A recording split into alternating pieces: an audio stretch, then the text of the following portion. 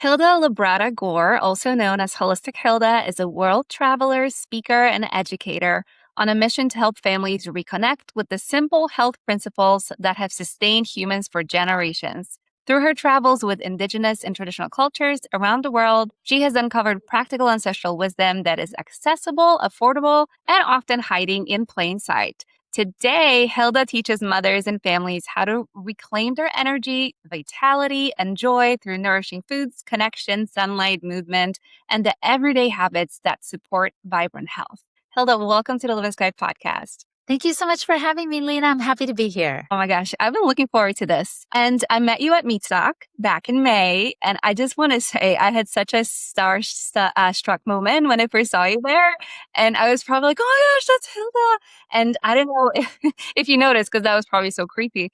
But then it took me like multiple times to come up to you because I felt so starstruck. I was like, it's so cool to see her. You're probably like the biggest celebrity. I was like happy to see there. Oh my gosh, thank you so much. It's so funny. And what's funny to me too, sometimes people will come up to me and they'll say, I feel like you're my best friend. I'm like, I feel like that too, because I'm an extrovert and I'm super friendly. So we're tight, Lena. We're like this now. Yes, that's right. That's how I feel too.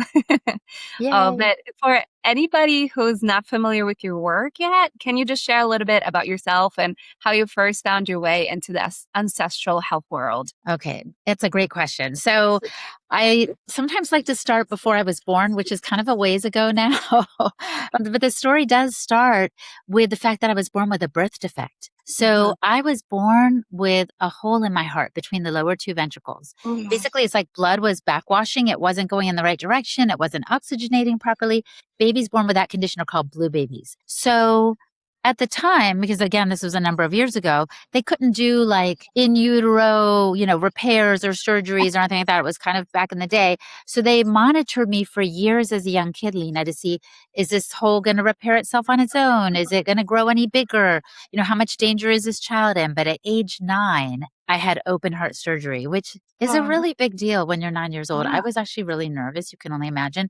And they really like sawed me open. Like they put me, under anesthesia, obviously sawed me open, put my body on ice to slow all the mechanisms down, sewed up my heart and put it back in me and put me back together again. And then they said, now you can do whatever you want, because until that time, they were kind of like, you shouldn't overexert yourself. We don't know how the heart will be affected. And so I was kind of a nervous, underconfident, skinny kid. And after the surgery, I was like, okay, the first thing I want to do is thank God, because I really felt like he saved my life before I was even born. But the second thing I wanted to do was never set foot in a hospital again. So it kind of set the trajectory for me to look for ways to shore up my health naturally. Is there a place for allopathic medicine, conventional medicine? 100%. If you're in a car accident or you need some serious surgery, great. I'm not just going to drink a kombucha and hope for the best. But in this case, I was like, what can we do? What can I do to avoid being in that situation again? So I started out as just a professional with the American Council on Exercise, teaching exercise classes, and that was great as far as it went. But then I started getting more and more, taking kind of baby steps into pursuing preventative measures, and they led me back to ancient ways. Wow. You're so lucky though, because you started so early, but with such profound experience as a child and you remember so much of it. Do you think because it was sort of traumatic, or because Yes. I don't know of the Yes. It was a little bit traumatic, but I will just say I was in and out of the hospital a lot when they were monitoring me. So I would have x-rays and catheterizations and different procedures as they were back in the day, trying to figure out how can we take care of this. Now they might just be able to do arthroscopic surgery to repair it and leave you the tiniest little scar. But instead I came out with a huge scar on my chest. But also again, this mission or this vision. And so because my dad is from Cuba and my mom is from Mexico, I think it made me realize too, like, hey, like maybe we should be feeding ourselves more traditional foods. Like my dad would have like half a grapefruit and an egg every morning for breakfast. Whereas all my peers and everyone in the neighborhood was having cereal, and low fat milk. I was like of course I wanted to assimilate. So I was like, oh, maybe I should do what they're doing. But I was also paying attention to how my parents were raising me. Anyway, it was amazing, but it all kind of came together. It coalesced into the ancestral way when I met Sally Fallon Morell from the Weston A Foundation. Like Oh, I realized, okay, this woman is not saying that she has the trendiest, hottest diet right now, that you need to count your macros or even go carnivore. God bless every carnivore that I know. But she was saying we need to look to the past for good health today. And I suggest we explore traditional wisdom across many cultures. Now, I do, that said, what I was just telling you, I do love the fact that carnivores are eating whole, real food. That must be so nourishing. It has to be. It's so much better than all the packaged processed foods, no doubt about it. But I would think the goal is, and I'm curious what you think of this, Lena. I would think yeah, the goal would be to be able to eat whatever you want, to be healthy enough that your exactly. body can manage. Not, I'm saying, the seed oil laden chips, but I mean that you could have sourdough bread or some ferments and it wouldn't set you back. I Hmm. remember talking to Jordan Peterson's daughter, Michaela, at Meatstock, and I was telling her about these supplements because I work with a supplement company that just does whole food, animal-based supplements with medicinal plants and herbs. It's called Birthright. And she Hmm. said, Hilda, I can't have any of that, even if it's mostly animal-based with a few herbs. Like she's like, I'm just too sensitive. She said all Right. she could do was get injections of folic acid or something. I was like, this is crazy. So I Wow. think my carnivore friends are on the right track. And I would hope that one day they could have a little sourdough bread with butter. Oh, me too, especially with butter. Um, Yes. but I agree with you. I think health is really about resilience and being able to handle any type of diet. And I think there's a lot of wisdom to be learned from the traditional cultures, like you have been traveling and kind of looking back, because I don't think they're all carnivore either. And they are in perfect health, from what I understand. Oh, they're in such good health. And, some people accuse me or my friend Mary Reddick of kind of I love Mary. idealizing what people call, primitive or indigenous cultures. But we Hmm. have both spent time in field research, walking Hmm. alongside traditional people groups. And I'm just thinking of my friends in Ethiopia. And I know Ethiopia is a challenging place to live, but the children are grounding because they're running around barefoot. They literally pointed to trees in some of the tribes. They said to me, this is a tree we turn to when we have yellow fever. This is a tree we get its bark for making a tea when we have malaria. And I was like, oh my gosh, like everything we need is all around us. Right. They're not eating the Takis and the, Doritos or drinking the energy drinks. They have everything they need at their fingertips. And it's funny because some of these countries we call them developing. But I Hmm. think the developed countries need to look to the developing ones to remember where we came from, at least dietarily. Well, absolutely. Because I mean, I've listened to your interviews and I've listened to Mary's interviews, and I've heard, once another culture gets involved in these traditional cultures, they bring in, for example, polyester shirts, or they'll bring in foods such as corn and things like that. That's when the indigenous cultures, they start to show some kind of disease. And it doesn't mean they're going to go into like a chronic illness right away. But that's when things like fungus show up and things, they start to show some decline. So isn't that interesting? Um, Yes, and if I could just mention, I mentioned Sally Fallon Morell of the Weston A. Price Foundation. She is Mhm. the author of Nourishing Traditions. Her Yes. work and her foundation point to the work of a dentist researcher from the 1930s, Weston A. Price. I don't know how much you and your Yes. listeners know about him, but Mhm. I find his work fascinating. I read Nutrition and Physical Degeneration. What he did was he traveled the world for like 10 years. He visited 14 different people groups. Basically, Lena, he was looking for the healthiest people on the planet and he Yes. found them. And they were people that had no refined or denatured foods in their diet. They were people that were eating what I call the lost diet, local, organic, seasonal, and traditional foods. So Mhm. I do my best, and it's not perfect, granted, but I do my best to eat that way because that is the way that my body can best assimilate and take advantage of the nutrients that I'm eating. There's so much I could go on and on about that, but I just think it's Yeah. important to eat local, organic, seasonal, traditional foods for the right light information and nutrient absorption for the benefit of the body and your hormones. Yes, that is life-changing information right here. It is just so important. Because especially because my audience is moms and I specialize in feeding and I work with picky eaters, right? So a lot of the times the parents are stressed because the kids are not eating all the vegetables. They're not eating all the fruits. And they're not really maybe focusing as much on the animal-based products, because what we're told is that the more variety of vegetables, the more variety of fruits you're going to eat, then the more vitamins you're going to get. But that's not necessarily true. So I No. love when I'm having these conversations with people like you, who have visited with those tribes, with people who truly are in perfect health, to learn, like, what does it mean to what is the diet that our body needs. So I love Yes. that. Yes. And I do want to point out, so the Weston A. Price Foundation has 11 principles that Mhm. they have garnered from the work of Dr. Price. They kind of laid it all out in a very simple, accessible way. And I think it's principle number 3 emphasizes Dr. Price's key finding, which is that of nutrient density. And I think that's what you're Mhm. getting at. So Mhm. Dr. Price took samples of the food from the people in Switzerland and Kenya and Alaska and the South Sea Pacific Islands and the various places he went, including Peru and others, Australia. And he shipped samples back to his lab for analysis. And he found that the indigenous people he met were eating diets that were 10 times as rich in the fat soluble activators or fat soluble vitamins A, D, E, and K. And so that was 100 years ago, Lena.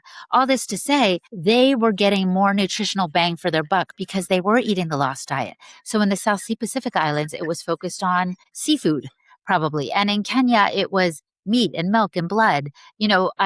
Maybe it's a little bit of fruit and honey, but as you alluded to, fruit and vegetables are great, but they are not the ones that generally have the nutrient bang for your buck that you need. So really emphasizing those foods like the muscle meat, the organ meats, the egg, the fish, the seafood, and so forth. Those are the ones that are going to give your kids the building blocks they need for their cognitive function, for their overall health, for their immune system support. And I'll tell you a quick little story since you're talking about feeding moms and kids. When Dr. Price went to Peru, he saw some people that were from the highlands, they were from the mountains, and they had come Mhm. down to the coast. And he saw that they had gotten fish eggs and they had laid them out to dry in the sun. And he said, "Why are you getting these fish eggs? Like, why did you come to such lengths down to the shore to get these fish eggs to take back up to the mountains?" They said, "To have healthy babies." So they didn't know about omega 3s and all the Mhm. reasons we know now why we might want in a prenatal, for example, omega 3s and so forth, and the vitamin A that's found in liver and so forth. But they intuitively knew to Mhm. seek out the foods that would nourish baby in utero, that would nourish the mama or the mama to be that wanted to have kids or wanted to conceive, and to nourish, children as well. So I just think we've kind of lost the plot, as they say, in a way, by emphasizing or trying to think, oh, we need to get 5 servings of fruits and vegetables. Like, those are great, but I see those as very peripheral, and I see the animal-based products as more central. 100%. I agree with you. And also, like, we talk about seasonality, right? It's so important to have fruits and vegetables in season in your specific region because of the light information and the nutrient density and the freshness and everything else. So I will have some strawberries, but that's when they're growing in the farm that's 20 minutes away from me, twice 2 months out of the year. But I'm not seeking strawberries in December in the supermarket because it's not the same food. Right. And I think No. we have lost that connection to understand that. I know, and it's so Mhm. enticing. Even Sally Fallon Morell says, "Our world is so small. You can enjoy Mhm. pineapple in the winter," and you certainly can. I'm not saying that because I live in DC where no bananas grow, I can never have a banana, but I try to make sure that the lion's share of my diet is from where I am for the very reason you stated. That light information. I think I interviewed a guy named Dewey Lehman who had studied the work of Dr. Jack Cruz. And of course, I've gotten to talk to Jack as well. But they were saying how we're light eaters. So our body benefits from nutrients that come from the right light information. That's kind of a locational match, so to speak. Mhm. When you eat food from a different part of the planet out of season, your body can probably glean some things from it, but we simply don't understand all the mechanisms at hand. What we need to know is that the healthiest people on the planet ate was what was right around them. Because sometimes people say to me, Lena, "Well, Hilda, you're saying to eat ancestrally. Should I be eating what my ancestors ate if my ancestors were from Scotland, for example? Or should I eat where I'm planted right now? Should I eat what I'm eating in my diet in Chicago?" And I would say you're definitely going to probably crave the foods that they eat in Scotland, but I would say eat where you're planted because that's exactly where your body is. Now, do I love, pork because my dad's from Cuba and they eat a lot of pork in Cuba? Yes, absolutely. But again, I try to stick with pasture raised, properly sourced animal meats and products because those are going to be the most beneficial and the most accessible for my body. And I think it's because of this information being more and more available to us, but also people starting to realize like we're just getting sicker. So people are starting to realize the importance of food, and I think slowly seasonality and the sun and everything else. But I love this conversation because I still think that we're not talking about it enough. But also, I think with meat, and I've heard you talk about this before, of course, the best quality is so important, but if it's too out of reach, any type of animal product or any type of meat is already better for you than eating the standard American diet. I mean, that's a big comparison. Anything I think is better than the standard American diet, but like it's just healthy for you just to have those animal products, even if they're not perfect. Yes. And I want to say too that when you cook from home, moms, Mhm, if you're, like thinking, oh, I can't afford organic, you save money, number one, mhm. because you're buying, let's say you buy a whole chicken from an Amish farmer or whatever. So you are going to roast that chicken in the oven. And then you'll have the chicken that night. The next night, you take the last little bits off the chicken of meat, and you could have a taco night with that chicken. And then the next night, you could have a broth from the bones. You can extend your budget dollar that way, but you're also inserting what I call vitamin L. You're inserting love, and the Mhm. context in which you feed your family really matters too. Yes. Grabbing a pizza or, going through a fast food drive-through on the way to soccer practice. I understand it, Mama, and I'm not shaming at all, but I Mhm, agree with you 100%, Lena, that when you make better choices, you're going to feel better and your mhm. kids are going to thrive better. And it's really worth the investment of time and money. I think you will save even in fewer hospital visits if you nourish your children well. I'll tell you a quick Yes. story. One of my kids had so many ear infections when they were like a little baby. It was like, and toddler, I guess. It was in and out and in and out of the hospital. So many ear infections, so much amoxicillin. It was like crazy. I didn't know at the time much except to follow whatever my pediatrician Okay. recommended. And I was even this close to getting tubes because, if a kid has a lot of ear infections, they're like, oh, just put in tubes. Everybody does it. But Mhm. now I know I wasn't giving my child the nutrients that they needed to build their body to avoid getting an infection. Nor did I know that there could be natural remedies like, putting a little onion on their feet and putting a sock on it and giving them bone broth and things that could like really shore them up naturally. Why am I having to do course after course after of antibiotics? But Right. I wasn't thinking straight back then. So I'm so thankful for shows like yours that kind of redirect moms and show them that they have options. Yes, and there's always options, and you should always listen to your gut because if you know something's off, why am I giving them so many antibiotics? Maybe there's something to it, right? Maybe there's Yeah. different options for sure.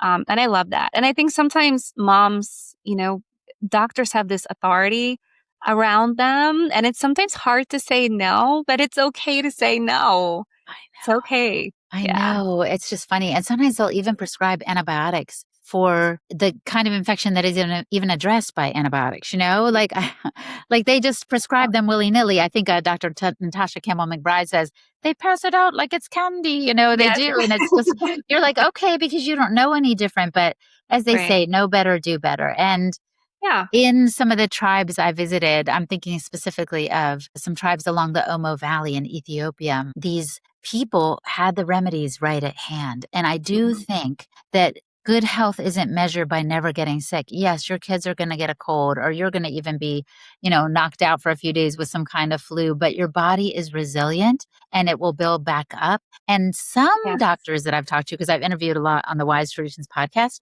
they say that every sickness is kind of like a healing protocol that the body has in mind. So if you think, oh gosh, I have a fever, but I still have to work, maybe I should take a Tylenol. What you're doing is you're tamping down a symptom that's an indicator that maybe your body is run down and that you need to rest. And you're just telling the body, shh, be quiet, instead of addressing it and listening to it and resting or having some tea or broth. There are ways in which we try to, I don't know, get the upper hand, I guess, with our Yeah. bodies, but our bodies are on our side. Yeah, I think it's important to listen to our bodies for sure versus just we're just so overstimulated right now with so much noise and it's so hard to listen. But I feel like that's like when your body gets sick, it's a hard stop. It's really a sign that you need to start looking within. And I get it, especially moms of littles, because I had 4 Yes. kids in 5 years. Oh And my so God. I understand everybody pawing at you and all the needs that you're trying to meet, and your tendency is to push through, right? And help the Absolutely. kid push through. If you're like, I got to get them over to daycare, I got to get them to school, so I better like make it like they don't have a sickness or something. But it's like, no, what if you just said, hey, time out. We're going to listen to your body. I'm going to nourish you. I'm going to nurture you. And is it going to cost in time? Yes. But then you're helping your kid and your kid's body grow in resilience and grow in strength. Even like, I think Dr. Tom Cowan says, even like the chicken pox, he's like, it's actually better to have the chicken pox than to get the shot, because then your body has like overcome that obstacle, which he said was some kind of like milestone that you actually should get it. I think these things are fascinating. So I Interesting. Yeah. recommend that moms do their own research, but also do a little Yes. listening to their own intuition. And I'll close this little part with this story. When I was in Australia in 2019, I met a few Aboriginal women, and one in particular said to me, Hilda, in our tribe, we have the custom of Didiri, which is a custom of deep listening. And that deep listening leads to a knowing. And I thought, Mhm. oh my gosh, I am the first one to say, sometimes I'm more of a human doing than a human being. Like, this is a call for me to be still and to listen, because I may hear exactly what I already know deep in my bones is right to do, whether it's a voice from God or my deepest knowing or intuition or from my ancestors. But if I'm too busy running around and trying to make the world or my family fit into my mold, it's going to be more chaotic and stressful and less peaceful and grounded. So I really recommend for moms, especially even if they're just listening to me, like, take it all under advisement and do some deep listening to see what you need to do in your particular situation. Yes. Yes. And that's so profound. Oh my gosh, it gave me chills. We sometimes forget to listen and just sit still, and like you said, it's hard for moms sometimes, but even for a few minutes, we're not talking about hours. It's just a few minutes. And the best is probably first thing in the morning during sunrise if you can. It has such profound effects on your health and your well-being, your nervous system regulation. It's amazing. I'm so glad you mentioned the sun, because that's my favorite. I'm actually thinking about calling my book You on Sunshine because I Oh. didn't know, Lena. I didn't know for years. I was a fitness professional. I think I was Mhm. certified by the American Council on Exercise, but also the Institute for Integrative Nutrition. So I had all these things, little accolades after my name or whatever. And if I spent 15 minutes outside, that was the most I got on any given day. Mhm. Why? Because I was Mhm. getting my kids ready for school. I would drop them off. I'd go teach an exercise fitness class. I'd go back and buy groceries. I'd go home. It was just in and out of the car was all the time I got outside. Now I know that the sun nourishes us as much, if not more, than food. Yes. 2/3 of our mitochondrial energy, and the mitochondria are, of course, those little engines in our cells, 2/3 of their energy comes from sunlight and 1/3 from food. So food is actually a conduit of light. Think of it that way. So Mhm. what I recommend now is that moms especially get sunlight, or sunrise, as I call it, before screen rise, because when you get that sunlight in your eyes, it starts this cascade of benefits. Your hormones function better, your metabolism, your energy, your mood. There's so many ways in which the spectrum of early morning sunlight informs your health. And of course, your biological, circadian rhythm is synced up so that you can sleep more profoundly, all the things. Of course, I learned these things from Dr. Jack Kruse and Thaddeus Oh, Owen and others who are experts on quantum biology. But some moms say to me, oh, I don't know what to do. I just had a baby. How am I going to get outside? I'm not saying you need to get out at the crack of dawn, though I like to now at my stage. But what you can do is just as soon as you get up, instead of turning to a screen, get mhm. outside, and if possible, take your kiddos with you. In Yeah. Colombia, South America, it is a practice to expose the infants to sunlight every day for their first 40 days. That's I'm going to go amazing. back and look at my notes, but I'm pretty sure they told me that they consider that essential for the child's well-being. Isn't that interesting? Yes. And Well, it in is. our culture, we're told to avoid the sun. I don't know. Well, right. I know. Well, first of all, moms don't even have time off work to even be there for 40 days sometimes with the kids. But that's That's another right. topic.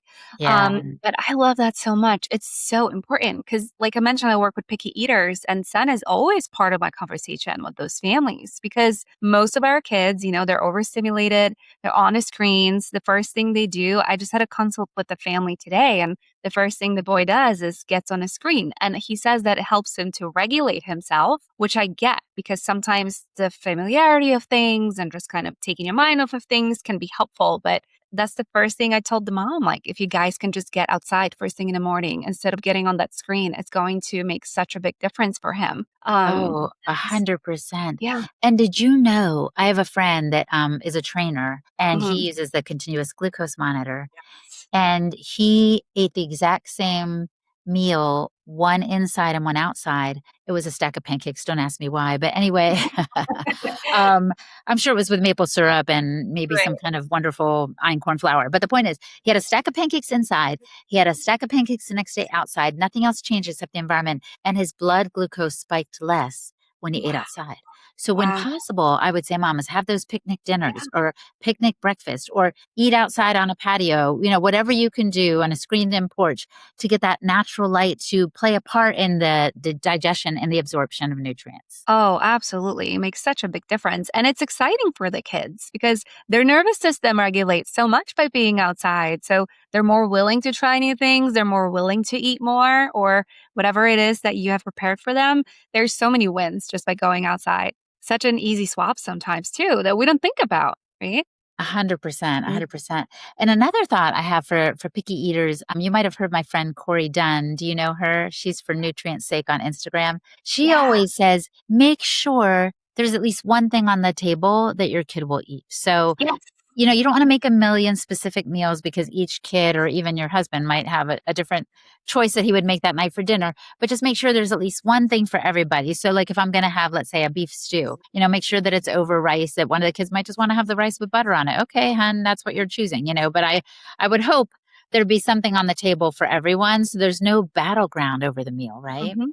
I agree. I usually tell the families once the child is ready for it, because some kids, they're so sensitive, they can't even be around a lot of food. But once they are, once we set those boundaries and we have the basics in place, always have like a tapas style dinner because it gives them authority to serve food for their family before maybe they're ready to put things on their plate. But always have something that they like to eat. So it's not so overwhelming. They always have a choice for them, but then just to be around these dishes that you wouldn't normally maybe serve for them.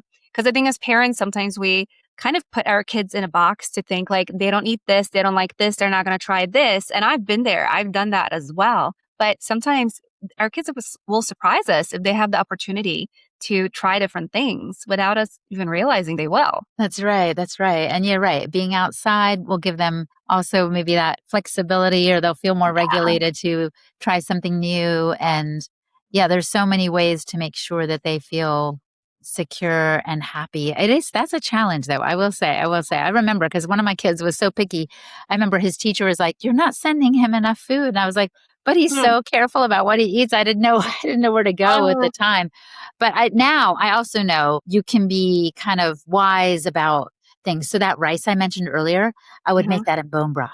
Like Yeah. doing what I can to up the nutrient level in content, even in the very little that they have. Like, did you know, you probably have heard of Pluck organ-based Yes. seasonings? Mhm. So I will use Pluck. My son used to like a cinnamon toast for breakfast. So make sure it's Mhm. sourdough bread, grass-fed butter, and there's Right. a Pluck cinnamon that has like brain in it or something. It's like do whatever you can to get the most in them. Yes, yes. And sometimes it's like the tiniest speck of it at the beginning, and then eventually you add more, more, more as they can tolerate it. I love that. Yes. Um, so I wonder, on your travels, you have traveled with so many different tribes. What were the children eating there? Were they eating like separate meals, kids' foods, or simply joining their families in their meals?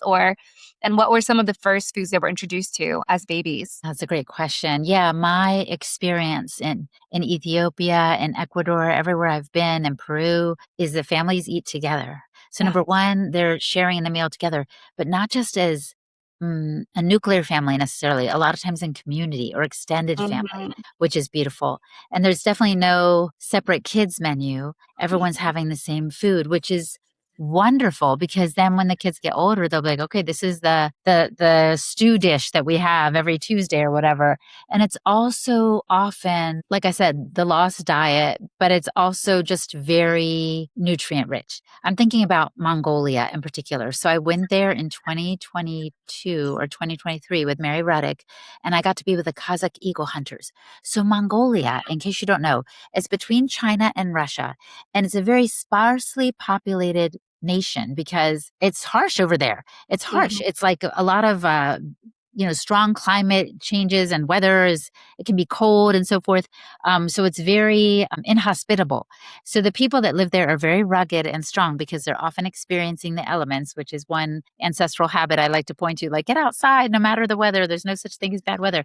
But also when we were eating, it was a diet focused on meat and fat. Like you couldn't grow a carrot if you tried in some of these conditions, So what they do is they eat the animals that are eating the hay or whatever stubble is out there. They'll eat camel and have camel's milk, yak, goat, sheep. It was incredible. I remember sitting around a table and they would have one central platter that we would all share from, kids included. And the men are responsible. The women cook the food, but the men are responsible for like carving it up. So there was like literally like a bone and they're like taking all the meat off of it, not in a cute, organized way like at Pho de Chow. It was like, hacking at it and all this stuff. And I remember vividly one of the eagle hunters like opening up the little goat's brain and offering it to me. I ate it. Wow. I don't usually have it like that. But it's like a lot of meat, a lot of fat and dairy because that's all they have. They're the ones that I guess gave Dave Asprey the idea of putting butter in coffee or tea because they have yak butter in their tea. Like it's wild. But the kids have the most beautiful faces. And this is one thing Dr. Price found. I will just hasten to mention that when kids are nourished well in utero for starters, and then as they're growing up, their faces are going to have room for all of their teeth. Yes. So these kids in these countries, especially the ones that are well nourished, they don't have to have braces. They don't have to have teeth pulled because there's room for all their teeth because the jaw has been developed enough that it's not crowding, it's not causing a crowding and a malformation that is evidence of undernutrition. And I know no parent means for this to happen, but if you look around, in the United States especially, you'll see a lot of people with very narrow faces. Dr. Price says that demonstrates a lack of nutrition when the kids were in utero because that's when the baby needs the building blocks of ancestral foods like a lot of vitamin A and iron and folate and magnesium and things that come from like oysters and fish roe and organ meats. And these are not necessarily foods that we would all run to eat. But if there's any mamas expecting right now, I'm like, please do your best to include eggs in your diet and foods that are really rich in choline and selenium and iodine. And if you're like, gosh, I don't even know, you don't have to know that list of things I just mentioned because the ancient peoples didn't know. No. They just had the intuition to eat the real food. So, and this is another reason you probably know, I mentioned it earlier, but I partner with Birthright because they offer supplements that are whole food, animal-based with medicinal plants and herbs. And that's their prenatal. It doesn't have like, 500 milligrams of this because there's nothing synthetic. It's just food in the capsules. It's amazing. So I really recommend that. But kids can also eat some of these things. Like you just have to find a way to, especially to the Western palate, make it palatable. What I do is I buy ground beef from Amish farmers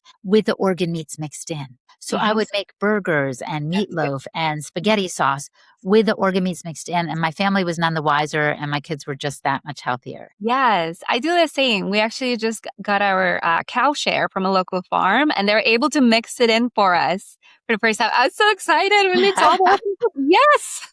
It's so nice because liver, I've been to a million, here's how you cook liver workshops. It's still intimidating to me, honestly. Yes. And I do like liver raw, actually, raw and semi-frozen. It tastes great. But once you've cooked it up, if you've overcooked it, it tastes metallic. It's just a lot of stuff. So I'm not saying you have to go out and cook all those things, but if you can, more power to you. But if you can't, like there are ways to still get these nutrients in your diet. Oh, definitely. Yeah, which they don't necessarily have to taste, like you said, like that. It's so easy. And some moms, like I've heard they even open up like the liver capsules and they'll add that to the meat. That's another way, right? Yes. You do like and I've heard informally that Birthright subscribers, the folks who get these supplements, their kids will just take the pill and chew it and eat it like that. I'm like, really? Oh, yes. I'm like, what the heck? One day we'll come out with a kids formulation. We haven't done that yet, but I just think if they like it already, that shows that the kids' palate is malleable. Yes. I think my Very. son, honestly, not to call him out, and hopefully he doesn't listen to this podcast, but I think he was super picky because I gave in. I just always gave him whatever he wanted. I didn't teach him. Why do like Alaskan children love fish and like all these weird things? It's because they were raised with it, So I'm not Yes. saying that's the solution to everything, but I'm pretty sure my friend Christine Muldoon of Nourish the Littles, she says you need to try at least 20 times trying to Yes. serve something to a kid before, don't give up after 5 times. Like, oh, they don't like it. And the kid will even say, oh, I don't like that. And then next thing you know, they will like it if you don't give up. I don't think you should give up serving them Yes. certain things, and definitely in different iterations. Like, Yes. not just here's the liver, eat it, but, the liver mixed in things and that sort of thing. Well, definitely. I always like to talk about food chaining and how we can like slowly change the shape of a food to take on another type of a food. It is Ah, so, it's less intimidating to children and the families. And usually that way, for example, you can go from like a specific chicken nugget brand that's the only thing that they'll eat to like a homemade chicken. And you just slowly start to like change the shape of it and the type of it until you get to that piece of chicken you want to serve them. But yeah, don't give up. I think serving about 20 times, sometimes it's only 3 times. But oftentimes what I'll hear is that, parents, they get so excited and they'll serve something. Like I heard my child wants to try steak. Let's try it. And then the child doesn't try it. So they're like, well, we're not going to do it again. But yeah, uh-huh. just a few times more for them to get the exposure and the opportunity. I think it's, that's so important. And that's probably why everywhere I've been in the world, the kids aren't like turning up their noses at food because they've had it since they were little. So yeah, they've been exposed to it so much that this is what we eat. I'll never forget sitting on a hillside again in Australia with Suzanne Thompson of the Inangai tribe. And she gestured to the area where we were at and she said, Hilda, this is our grocery store. And I was like, that's their grocery store, like right there. Like it really made a big impact on me. I was like, oh yeah, oh yeah. So maybe that would be a thing too. You probably talk about this all the time, Lena, but take the kids to see your farmer. Take your kids Yes. to pick berries. Like they Mhm. might try something new because it's in a new setting and Yes. it's suddenly not so foreign anymore. Or they're at Yes. a farm camp. I know Joel Salatin has these, at Polyface Farm. It's like, oh, I can help plant something and then later I can harvest it and eat it. Yes, yes. Kids love that. It's fun for them. Make it fun. It doesn't have to be so structured. Like we're sitting down here for this meal.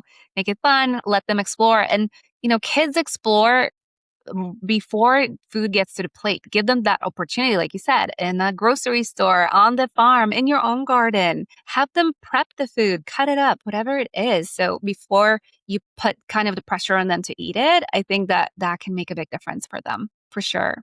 100%. And then I wanted to ask you, because now you talk about fat quite a bit and you talk about butter. So, Mhm. how important is fat in a child's and honestly, the whole family's diet? Oh my gosh, fat.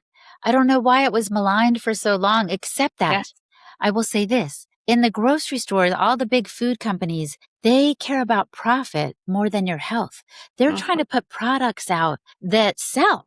And they're thinking they want it to sell for pennies. So Mhm. they know that soybean oil and pea protein and powders and things like that, they cost pennies, compared to full fat butter. So they make these imitation things ostensibly for your health, and they'll even slap a little heart healthy label on there. But the truth is, they want the bottom line. They want to make money off of you. And what you need to do is go back to single, whole, real food ingredient, foods that your parents and grandparents and great grandparents would recognize as food. And so butter was the first change I made, Lena, in my own diet. So I remember hearing from Fallon Morell and getting food from the farmer, but I'm like, I don't even know where to start here. And Sally said, get your fat straight. I was like, oh, okay, get your fat straight. I can do that. So I Love it. got rid of the country crock and all the pseudo spreads. My family was so happy. I had no idea that butter tasted better too. So it's good for you. It is replete in the vitamins I was mentioning earlier that are really important for proper cognitive function, Mhm. hormonal function, nervous system regulation, like so many things for children and adults. But I would say for children especially, Yes. because their little brains are still developing. So their bodies run on fat. So I always say, if you're anxious, you need fat. Brain fog, fat. You want to lose weight, fat. Fatigued, fat. Because Yeah. this is what the keto diet is about, by the way. It's like being in Mhm. ketosis means your body is running on fat. So what you want to do is put the right fats in. What Dr. Price found is the most nutrient-rich fats are the saturated fats, the very ones we've been told to avoid. I mean, things like coconut oil, butter, tallow, lard. These are the natural fats that are nourishing. They're not just like a pseudo food that, might make it easier to cook a steak, No, like use a steak fat, for goodness sakes. Like it's all meant to work together. And I'll tell you a quick story. I interviewed somebody on the Wise Traditions podcast who lived in Panama near the Nicoya Peninsula. And she had read some book about the blue zones. And she's like, Hilda, I want to meet these centenarians myself. So, and find out if they really are eating like primarily like a vegetarian diet. So she went and talked to some and they said, no, of course we would cook in lard and stuff like that. And she's like, why didn't you tell the author of the Blue Zones this? They said, we were embarrassed because we knew what he was looking for. They literally said this because you see what you want to see. Like he went in with a presupposition. These people are, they've got community, they've got plant-based diets. And so they were like, we didn't want to say, but what else would we cook our food in back in the day? They didn't have the yellow, the beautiful yellow bottles that they have on the grocery store shelves. All we had was lard. That's what we cooked in, but they were embarrassed to admit it. Isn't that funny? So I think we would do well. And we would do well to return to the foods and the fats that nourish best and have traditionally been used.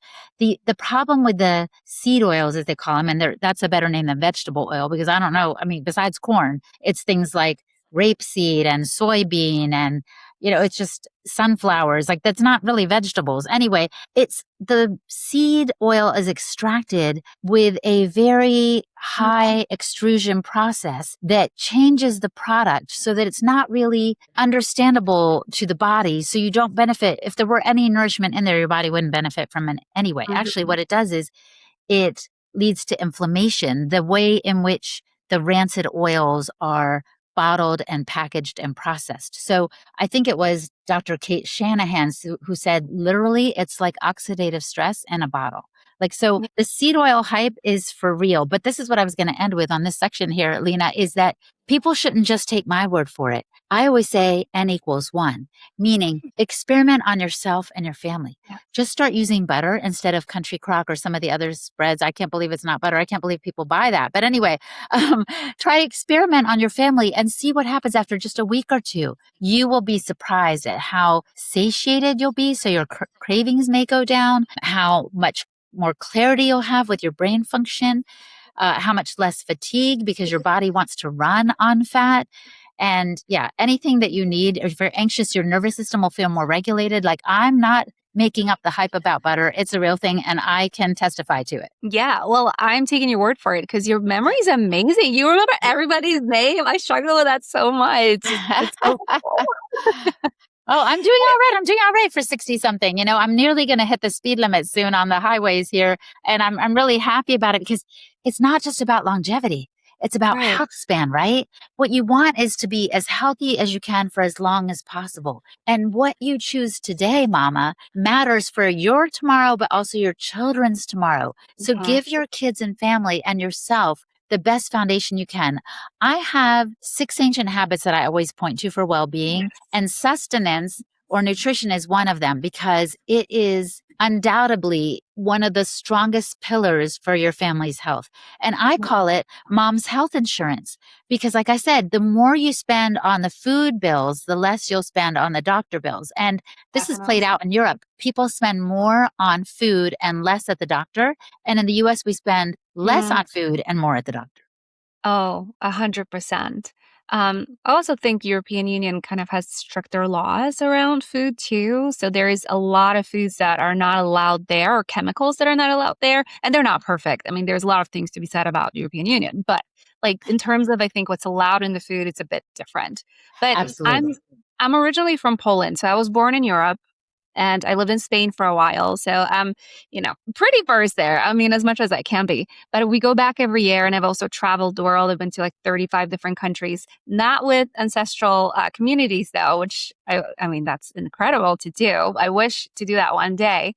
But what I notice is that they will put less chemicals in the food, but they put more sugar in it to make it more appealing. That's what I noticed in a lot of the food labels that I've been analyzing in Poland. Like, yes, there may be less ingredients, but the sugar content, I couldn't believe it. Like how much sugar is in yogurt and everything else. I was like, oh my gosh, like we, no matter where we go, if you are eating processed foods, you have to be very conscious about it and read all the labels. Yeah, I'm so glad you brought that up, because when Dr. Price wrote his book, Nutrition and Physical Degeneration, he noted that there were foods that he called the displacing foods of modern commerce. These foods are taking the place of traditional nourishing foods. And among the foods he identified that were detrimental to the health of the indigenous people was sugar and white flour.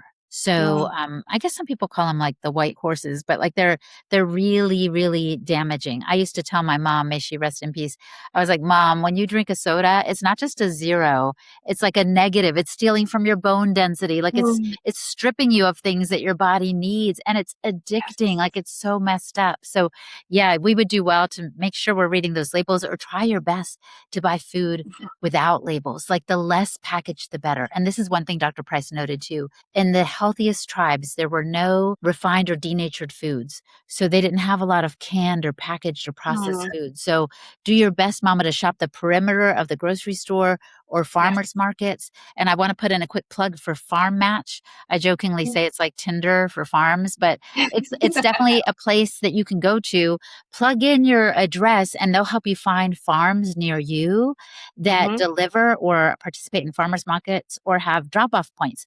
So you can nourish your family with foods that don't have a label at all. Yes, I love that. And it's probably available in almost every, I don't know if Farm Much is, but you can always get farm fresh foods in almost every state now. It's amazing. For sure. Yeah. I was thinking about how I just met Max Kane, the guy who started Farm Match. He was at an event here in DC, and he did it because he was so sick.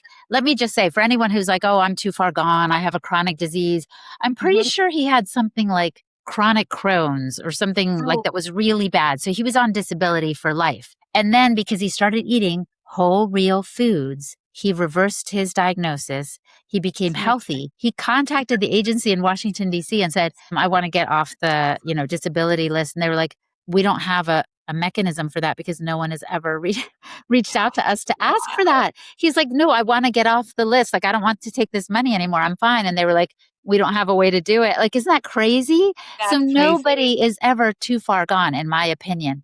You can nourish yourself in such a way to help your body turn around. I think Joshua Rosenthal, the head of the Institute for Integrative Nutrition, used to always say, given half a chance, the body will heal itself. So give it half a chance with the right food. Yes, absolutely. And the sun, nature. Yes.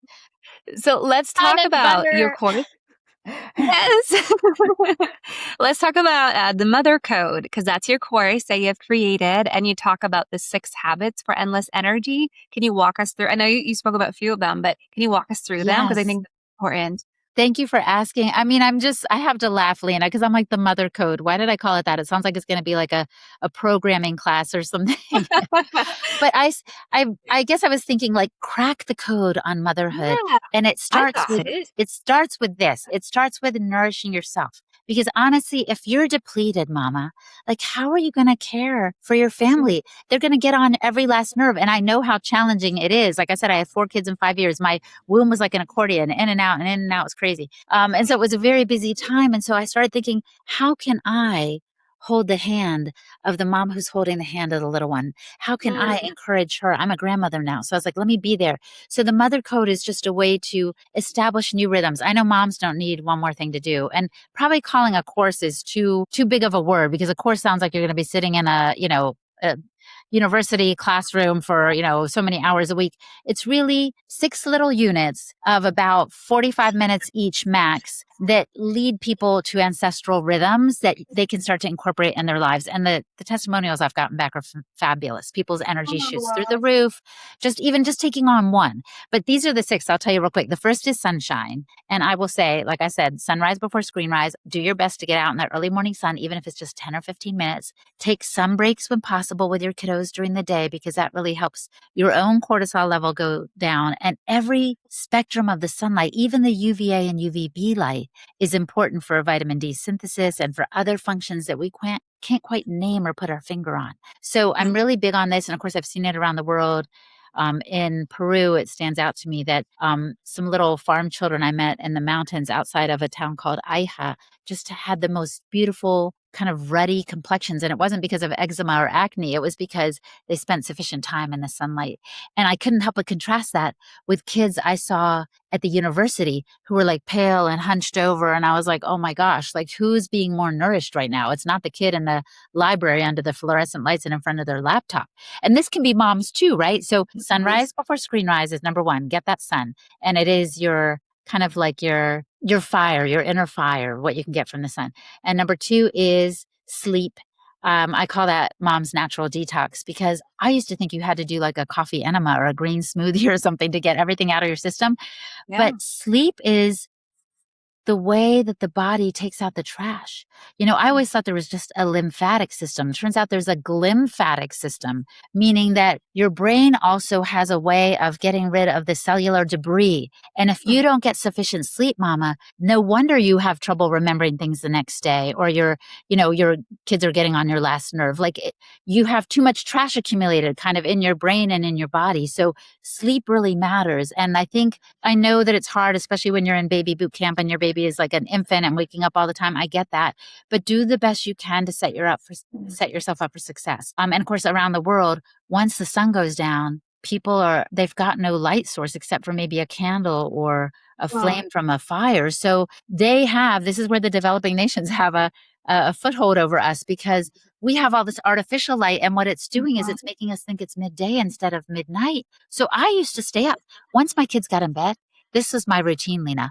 I would roll up my sleeves and start doing the wash and answering emails. And I was like, it's go time. It's go time. No, I should have taken a cue from the sunset, but I was going strong because the light was, it was hitting my suprachiasmatic nucleus in my brain. It was changing my body circadian rhythm and I had more energy. I was getting like a second wind when I should have been winding down. So I was a health coach and I didn't know this stuff. So what I recommend is honoring your sleep by making sure you get the right light information at night. I wear blue blockers after sunset and make your room as dark as possible. Like simple things that can set you up for success. Even if the baby is right beside you or waking you up to nurse or whatever, do the best you can. And I will say this too. I've learned recently that sleep isn't just necessarily around the world monophasic, meaning it's got to be 8 hours solid. I think sometimes as moms, we should on ourselves I should be getting more sleep, but I can't help it because the kids are waking up. Sometimes it's polyphasic. It's like you sleep for a few hours and then you wake up and you knit or you sew and then you go back to sleep. If you look at ancient writings, this is how some people did it. So don't feel like it's got to be this one way. Just notice how your body feels. And when you're tired, pay attention because that's a signal too. But so we've got the sun, sleep, shivers, which to me means experience the elements and feel free to get cold. I used to always bundle up every winter and kind of grit my teeth against it. And then I realized, oh my gosh, the cold is a tool. The cold, even in places like Ecuador and Peru, people are jumping in waterfalls. Even in warm parts of the world, they use the cold to cleanse themselves, but also to stimulate their mitochondria. They don't even realize all the benefits it's giving them, the negative ions that are good for their brain function and their health, but also it's very stimulating internally. It helps your cognitive function. It lengthens your telomeres so you live longer. The cold can be your friend. So I feel like really actually experiencing the elements, it's like a fountain of youth. I love Shivers so much. And then there's only just a few more, but so it's sun, sleep, shivers, sustenance, which we've talked about. And I always say, get your fat straight and also become a qualitarian, meaning choose quality over quantity. As a young mom on a budget, I remember getting whatever is on sale, but I've come to learn that what is cheap can be expensive in the long run.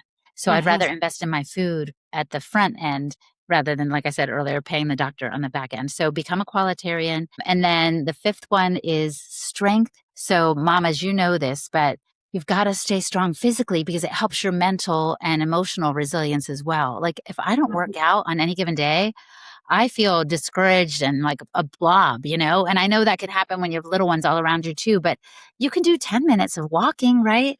Or 10 minutes of a little resistance training. So I've interviewed Dr. Gabrielle Lyon on Wise Traditions, and she said, like actually muscle it's a longevity marker. Like you want to stay strong. My father is 94 and he Oh, can still do pull-ups. same. Okay. So I know what's possible. And Wow. I know he impresses me so much. He's actually still working on this flip. He used to be able to do a flip. He can't do the flip as well anymore. But I'm like, that's okay, Dad. You could still do pull-ups. He is my hero. So it is just like languages. With languages, my father is also a translator, and I used to be too. So with Spanish and French, I would always say, use it or lose it, right? If you don't practice your Right. French, it becomes comme ci, comme ça, So it's the same with muscles. We got to keep our strength up for our family's sake.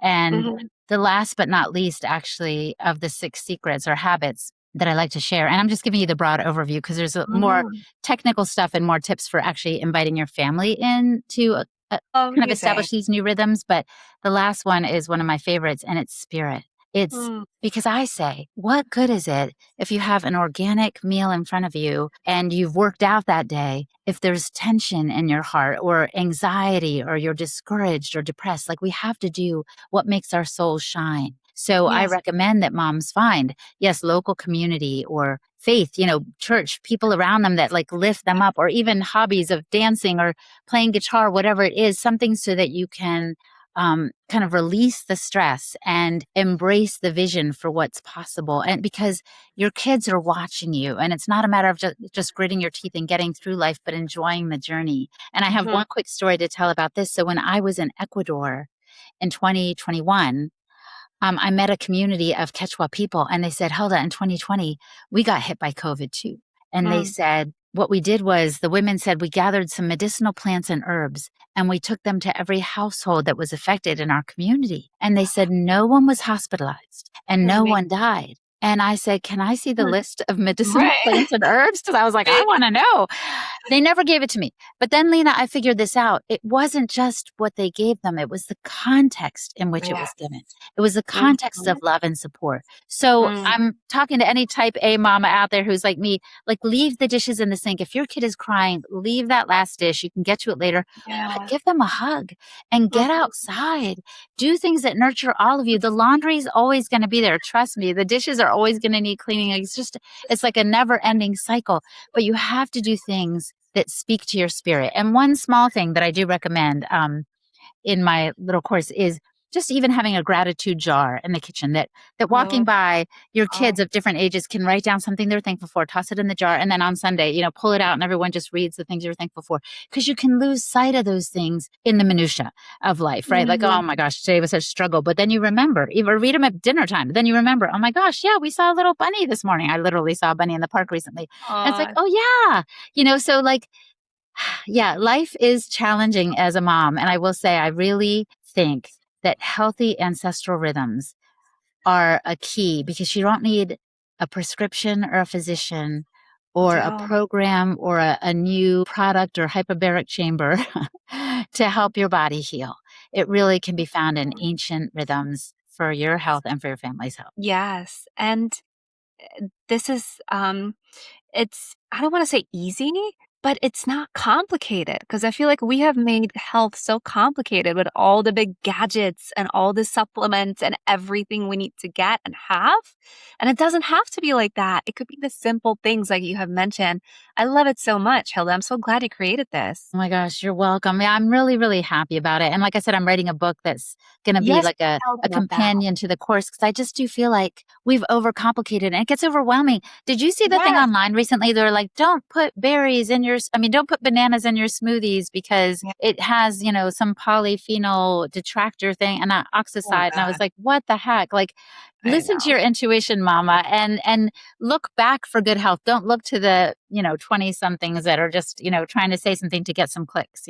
Right, for sure. And probably at the end of that reel or whatever was a commercial for a pancake mix or something, whatever it was, right? Like, you don't need to use bananas. You can have this because that's a lot of that information out there is, first of all, AI created. And second of all, meant to make us scared because when we're scared, we can be controlled and we can buy things and we can do things they want us to do. And, it's just so important to use your intuition and just go back to the ancient ways. I mean, it is just right there for us to reach out to. It's amazing. Mm.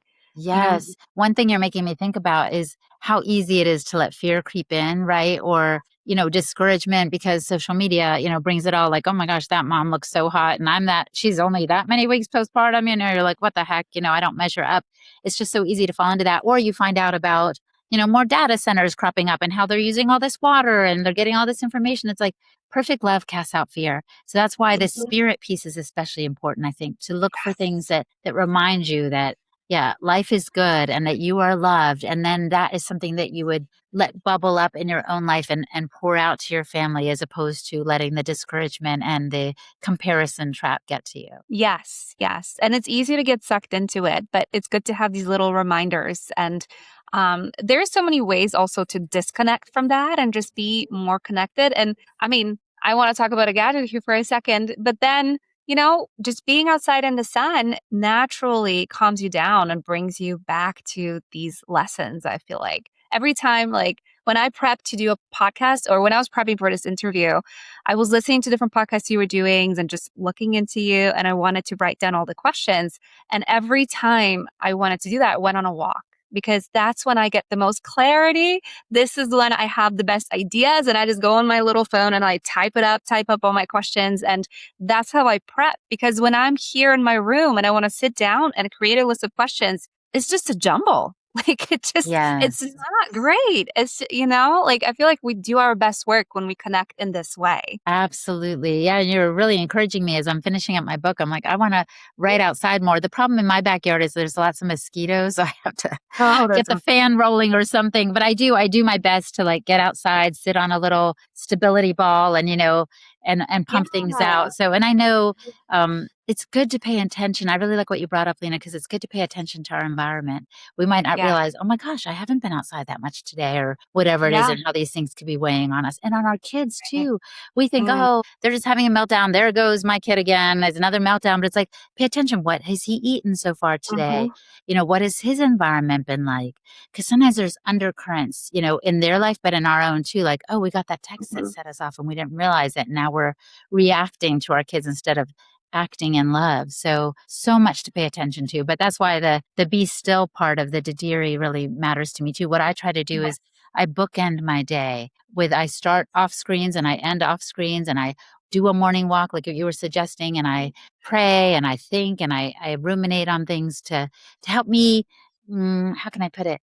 Yeah, like start my day on my terms instead of getting bombarded. Like if you don't do sunrise before screen rise, if you just pick up your phone first thing because you turn off the alarm and start scrolling, like you're letting the world kind of dictate, your mood and stuff. But what if you started on your own terms with gratitude, with a walk, with sunshine, with bunnies, and then you end it in the same way where you're like off screen. So you're available for your partner and your kids, whatever they need. And it's okay if you get sleepy reading the kids a book because the sun has gone down and maybe you should just go to bed soon too. It's just, it's a different kind of rhythm than what the world does. But I think generally speaking, it's ancient and it's likely to be more healing.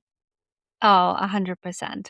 And it's okay to be the only one out there without AirPods and sunglasses. Because sometimes I see people out in the morning and they have AirPods in and sunglasses. I'm like, so close. Oh my gosh, you're so close. That's so funny. You could whisper it. They wouldn't hear you anyway. So close. I know, right?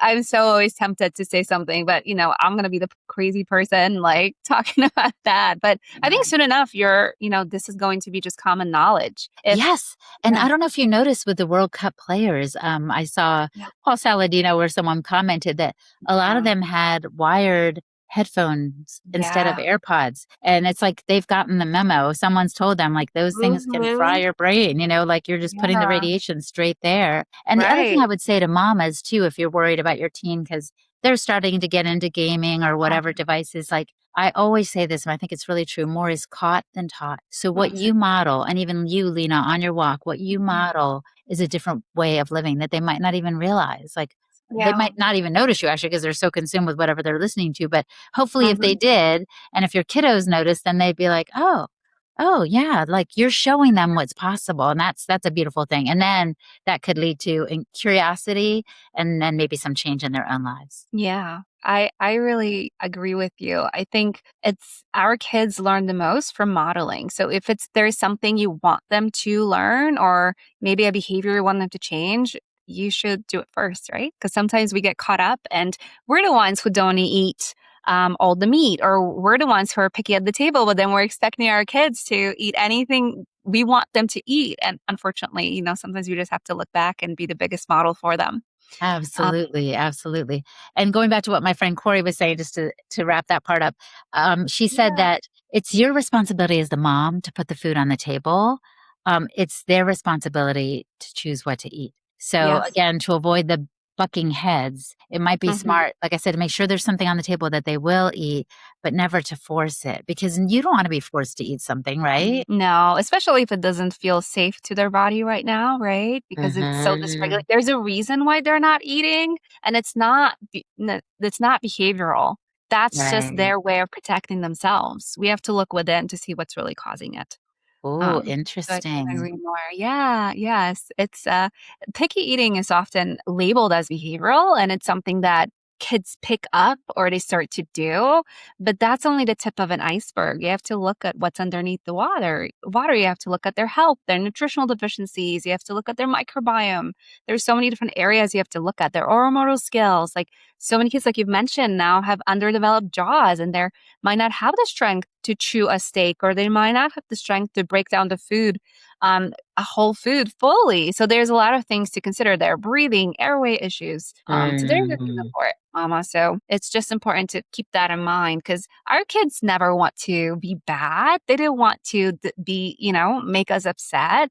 They're just Right. these cute, perfect little creatures that are going through life and learning and innately knowing how to protect themselves, because when something doesn't feel right, they're just not going to eat it. Oh, I like that. I really like that Yeah. perspective. Yeah. Yeah, and your job as a mom is again to model and to offer and to Yeah. gently guide, yeah, in the right direction. And Exactly. yeah, you might be surprised what happens next. Yeah, absolutely. I love that. I just wanted to ask you one more thing about the communities, the traditional communities, because I know you've mentioned you've traveled with Mary Ruddick, and we know she's been to so many places as well. So, what is kind of like the most memorable or surprising experience you guys have experienced? Or maybe it wasn't with travels with her, but what is kind of Oh, something that stands out? oh my goodness. Yeah, there's so many stories. I am thinking with Mary because it was just so delightful to be with her. I'm thinking when we were in Ethiopia, she's the one I went to Ethiopia with in 2023, but then also to Mongolia. Oh, what should I pick?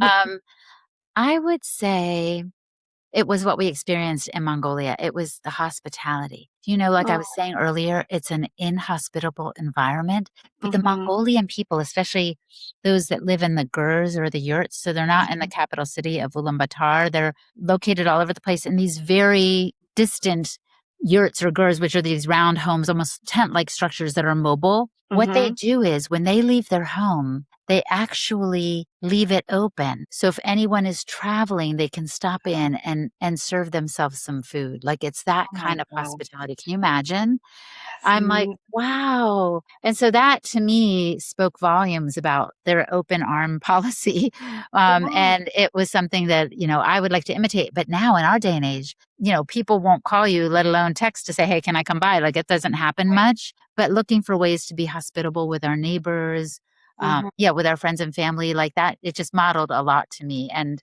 I want to keep that in my heart because I think it's really important to Oh, yeah. have that attitude, it was a beautiful thing. I love that. It's a great reminder about how much we need our village and people we Yes. can rely on and have within our community that we can go to if in case we need to. Because we used to have that, right? And especially as Yes. moms, it is so important for moms to have that when we're raising kids, going through, the stresses of the day, because it's a lot on us. Because all of a sudden you have this amazing little creature you have created and you're no longer just yourself. Now it's both of you. I think Yes. it's a very different experience for moms than for dads, right? Because Ah, I still remember when I gave birth to my son. I mean, it was such a surreal experience for me. I felt like I was disassociated almost. Like it felt like a movie was playing out or something. And then you have all these expectations. All of a sudden, you have to nurse and you have to take care of them and you're no longer taking care of you. So having like this kind of a community around Yes. you that's so welcoming and loving and there for you no matter what. And this is even for strangers. I mean, it just speaks volume about what's needed in our life. Absolutely. And I really like that you said that you're right. Moms feel isolated. It's a Mhm. challenging time. I don't think we were meant to live in these isolated little pods that we live in the United States. Where I've gone, moms have each other. There's also intergenerational living a lot of times. So the grandmother's right there, the aunt's right there. Someone just reached out to me recently and said, Hilda, I don't have a village of any kind. What am I supposed to do? Mhm. Um, Yeah. I think it is challenging in this day and age. I have Yes. heard, though, that the very technology that I sometimes slam because I'm like, who needs AI? I have ancestral intelligence, which is true. But there's a place for it. There are apps where you can find meetups with other moms and start to form that community. So you can tell another mom, hey, I'm really feeling dragged down today. Can we meet at the zoo or at the park or something? And again, getting outside, having that human connection, not even just a virtual phone call, but an in person connection that really makes a difference. So, It yes, does. we might be the one crying out for help, or someone else might be crying out to us, but we need each other in more ways than we may ever realize. And it Yeah. probably especially hits home when we're home with the little ones all by ourselves. Oh, absolutely. Absolutely. It does. Cause that's when you kind of realize, like, I've been taking care of myself my whole life and I've got this. It's okay. But now, oh my gosh, what do I do now? Yeah, Yeah. it can be a challenging time for some moms for sure. Um, but Hilda, what gives you hope? Well, I do. I really believe in God. I felt like He spared my life in the womb and Mm, then protected me and saved me through the surgeon's skill. So it has to be something beyond my own kind of yeah. conjuring up a positive attitude. For me, like my life is anchored in faith. And that also helps me when I hear some of the doomsday predictions about AI data centers are going to, use up all our water or whatever. I'm like, no, no, no, no. This world is very resilient and our bodies are resilient. And I believe that because of what I've been through and also that my faith has borne that out. So I cling to a lot of verses from the Bible. And I actually also I recommend this for anyone, whether they have a particular faith or not. I repeat affirmations, based on truths of who I want to be and how I want to live. Things like I wish the best for myself and others, or the world is transformed by God's love and light. And I hold on to these things and I repeat them often. I guess some people might call it a mantra, but I just think it's kind of like anchoring myself in an unsteady world on a Yeah. daily basis. Just like I repeat the Mhm. Lord's Prayer, I repeat Psalm 23. Like there are things that I just hold on to as reminders. And there is a verse I wanted to share that says, stand at the crossroads and look, ask for the ancient path. Ask where the good way is and walk in it, and you will Mm. find rest for your souls. And so Oh, I've kind of taken that to be my life motto in a way. And so that's exactly what I'm doing. I'm asking, I'm seeking. I'm not just trying to figure it out on my own. I'm mhm. trusting that God is overseeing what I'm doing and leading me in community, in family, and all the ways in which I need to show up in love and light in this world. And that it's so important to remember sometimes in this day and age, I think. And I think being connected to the source, to God, it just gives us sense of purpose. And just also hope, but also feeling of connectedness. And we can learn so much by having this connection because I think when we go out in the morning and we are able to quiet ourselves, that is the perfect time to listen and to learn and to connect and just it I don't know. I feel the same way as you, Hilda. I think faith is one of the one of our biggest strengths as well in life. Hmm. One of our Hmm. biggest supports. It's And I don't know what I would do without it. Yeah. yeah, yeah. It's like a safety net. Yeah, if it was just Yeah.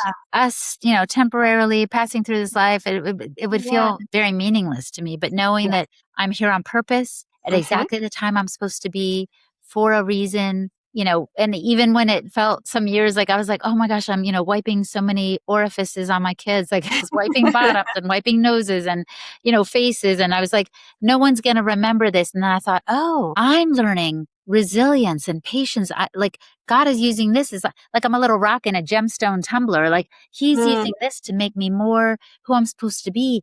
So right. motherhood, if I dare say, Lena, isn't just the process of as some moms think like, oh no, I've lost who I am. No, you're more you than ever before. That's how I see it. Yeah. Oh, absolutely. I think becoming a mom creates I don't know, almost fulfills a person's destiny sometimes. I was a very different person before I became a mom, and I know it's not for everyone and not everybody is meant to have babies, but there's something about it, about the connection with your child.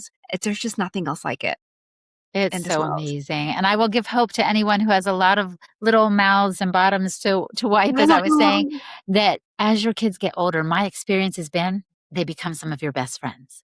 Like, Yeah. I learned so much from them and hopefully vice versa. Like we share so much in common. We laugh at the same jokes. It's like, wow, this is so cool that we can confide in each other. And they Yeah. shed light on my frailties and things I need to grow in in beautiful, beautiful ways. So it's like, wow, you Mhm. go from tying their shoes to having this tie of love. It's just beautiful. Absolutely It beautiful. really is. Oh. Okay, well, if you could leave parents with just one piece of wisdom that could truly change the trajectory of their family's health, what would it be? Well, this is actually something I learned from a friend of mine. I think it's really important to pick what your values are as a family. Talk with your partner, talk with your spouse, sit down and think what really matters to us. Who do we want to show up and be in this life? And Mm, then put them on a wall or put them in a place where you can see them every day. Kind of like these are our family values. Like it doesn't have to be more than like 5 or 6 sentences. This might sound kind of funny and you might be like, why is this coming out of left field? But I just think like, what are we going to hold on to? You were saying, for me, my faith is an anchor. But if you have nothing else, like have some kind of plumb line or compass that will help your family know, oh, we forgive each other quickly. We shine love and light wherever we go, like whatever the thing is going to be. But pick some values and hold on to them and then communicate on them to your family and however you're going to do. But I just think it's really smart because what you speak and what you take in is also part of your diet. It's not just mm, the food that you're eating. It's the context in which it's given, like I said earlier. So do your best to speak life and love and to hold the values high that matter to your family so that when the storms of life hit, you're ready to roll. For me, a lot of those anchoring thoughts were, like I said, from the Bible, but you can grab onto something like we show gratitude and then you'll remember and your kids will remember, oh yeah, we show gratitude. That's who we are. That's what we do.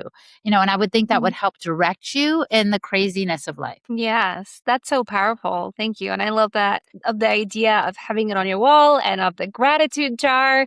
I'm going to do all of that in my house. We're doing that this Yay! weekend. I love it. Yeah, and I have a friend that wrote them on a sheet and put them on her dining room wall like that, but we had a blackboard in our kitchen, we still do, and you can just write them on there. Oh, that's such a good idea. Yeah. Well, Hilda, thank you so much for coming on the show. If anybody wanted to connect with you online or work with you, where can they find you? They can go to my website, holistichilda.com. They'll find out more about the Cracking the Mother Code course with the rhythms and stuff. And when they sign up for a certain level, they can get calls with me. Like, I just love my calling really is encouragement. I just want to encourage that mama who's like, oh my gosh, I'm at my wits' end. I don't know what to do. We'll talk about how to find margins in your life and enter into these ancient rhythms. I'm also on Instagram as Holistic Hilda, and I've got a YouTube channel too, Holistic Hilda.